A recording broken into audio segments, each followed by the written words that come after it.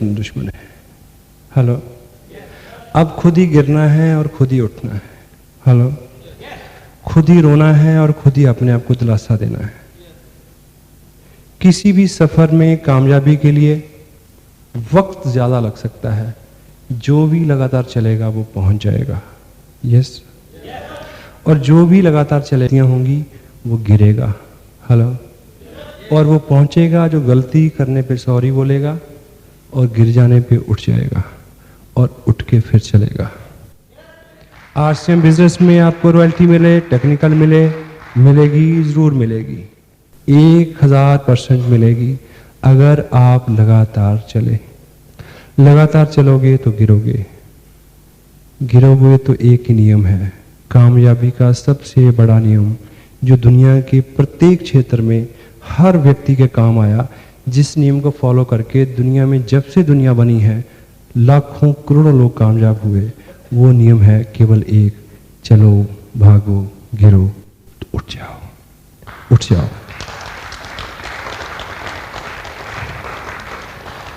RCM business में जो भी मैं आपको बता पाया हूं, किसी भी नियम पे कुछ भी करके आपको कुछ भी करना हो, कुछ भी बनना हो, कतई मुश्किल नहीं है, बिल्कुल मुश्किल नहीं है।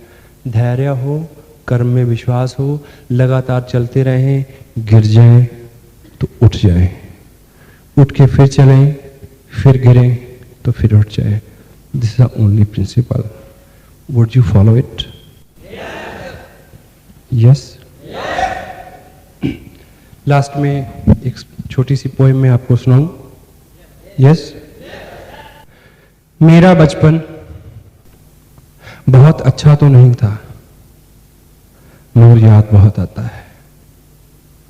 मुझे अपने बचपन की कई घटनाएं, कई मंजर, कई लोग याद हैं।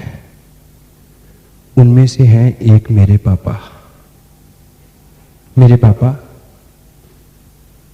मैं उनको बहुत पसंद करता था। मेरे पापा मेरे हीरो थे,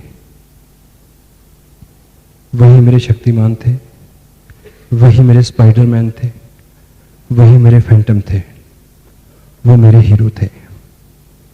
मैं अपने पापा को बहुत पसंद करता था और मेरे पापा मेरे से काफी बड़े थे। यूं तो सबके ही पापा सबसे बड़े होते हैं, पर मेरे पापा मेरे से कुछ ज्यादा बड़े थे, क्योंकि मैं उनका 7वां और आखिरी बच्चा था। वो बहुत बिजी रहते थे, बहुत मेहनत करते थे, वो मेरे से बहुत कम बात करते थे। मैं बहुत चाहता था कि मेरे पापा मेरे से बात करें, पर उनको बहुत कम समय मिलता था। वो मेरे से कम बात करते थे या मेरे से कभी बात नहीं करते थे। मैं स्कूल जाता था, मैं स्कूल में देखता था कि दूसरे बच्चों के पापा कभी कभी स्कूल आते हैं। मेरा भी सपना था कि मेरे पापा भी कभी स्कूल आए, पर ऐसा कभी नहीं हुआ, कई सालों में नहीं हुआ।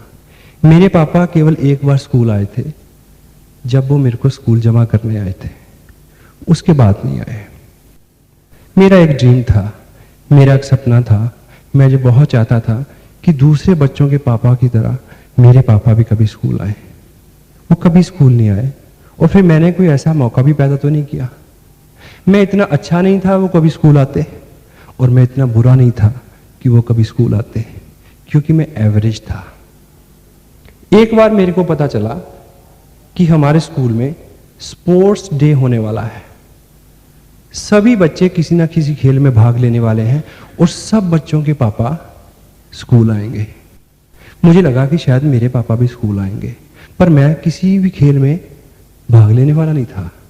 फिर मेरे पापा स्कूल कैसे आते?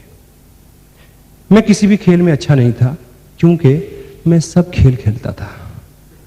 फिर मेरे को पता चला कि इस बार खेलों में दौड़ का खेल भी शामिल है, दौड़, रेस। तो मुझे लगा कि इसमें तो मैं शामिल हो सकता हूं, इसमें तो मैं जीत भी सकता हूं, क्योंकि दौड़ने में तो मैं सबसे आगे हूं। मुझे बड़ी खुशी हुई कि अब मौका आया, अब पापा स्कूल आएंगे।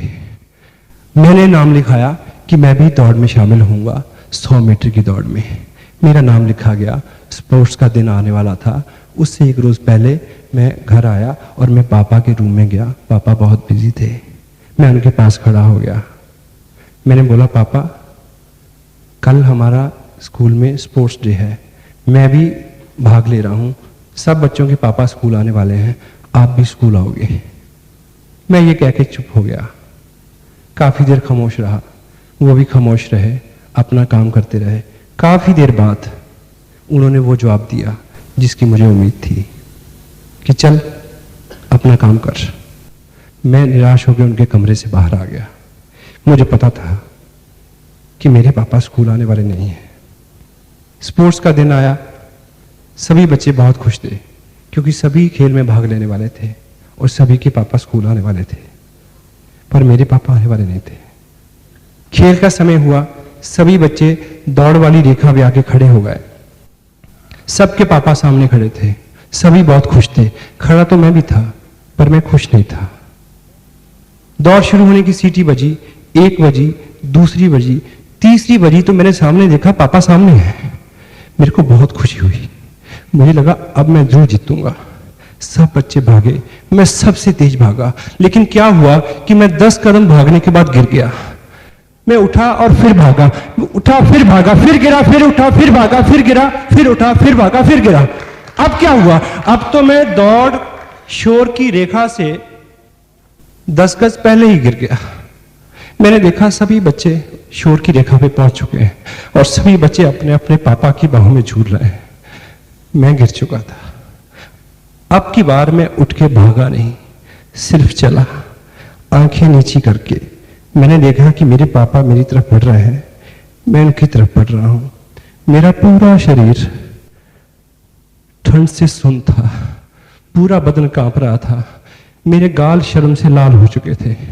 मैंने बढ़ते बढ़ते पापा के कदमों को आगे आते देखा और उनकी टांगों से चिपक गया और मैंने बोला, पापा आई एम सॉरी पापा, मैं हार गया, आई एम वेरी सॉरी। पापा ने मेरे को उठा लिया, गले से लगाया जैसे पहली बार लगाया हो और मेरे कान में बोला कि बेटे तुमने एक चीज नहीं देखी कि तुम इस दौड़ में 5 बार गिरे और 5 बार उठे, तुम 5 बार जीते हो, 5 बार। ये सब बच्चे तो इस दौड़ में 1 बार जीते हैं और तुम 5 बार जीते हो।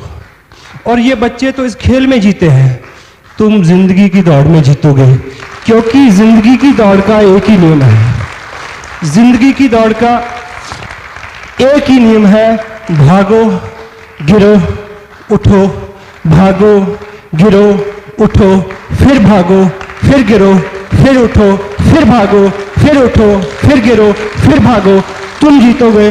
तुम इस खेल को क्या, जिंदगी के खेल को क्या, तुम जिंदगी की सभी दौड़ जीतोगे। इस घटना को 30 साल हो गए, इस घटना को 30 साल बीत चुके हैं। वो खेल खत्म हो गया, वो दिन खत्म हो गया, लेकिन मेरी दौड़ अभी भी जारी है। मैं अब भी दौड़ता हूं, दिन में 10-10 बार गिरता हूं, सिर्फ पापा की बात को याद रखता हूं कि गिर जाओ तो उठ जाना, फिर भागना, तुम जीतोगे, सब जीतेंगे।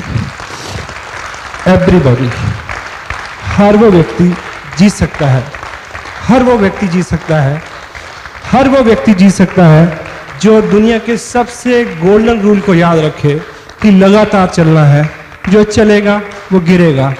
गिरने वाला अगर उठ जाए, उठ के फिर दौड़े, गिरे, फिर उठे, फिर गिरे, तो निश्चित रूप से सब जीत सकते हैं। Every and each individual can win if you will keep this principle in his mind. Whenever you fall down, get up and run and you will win. Boom.